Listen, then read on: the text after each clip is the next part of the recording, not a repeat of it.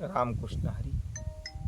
माऊली या ठिकाणी लिहितात की आपले इंद्रिय विटाळलेले आहेत. इंद्रिय विटाळतात कसे? डोळ्याचा रूप विषय, कानाचा शब्द विषय, जिभेचा रस विषय, हातापायाचा स्पर्श विषय, त्वचेचा स्पर्श विषय.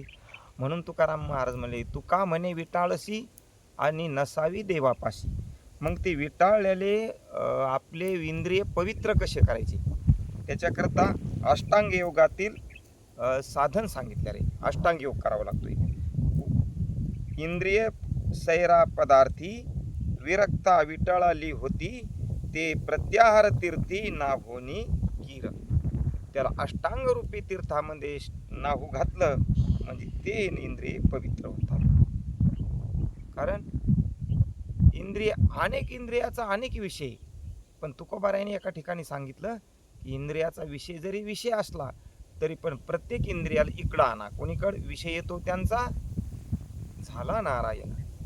कोणताही विषय असो त्याला काय करा, नारायण बनवा. रामकृष्ण.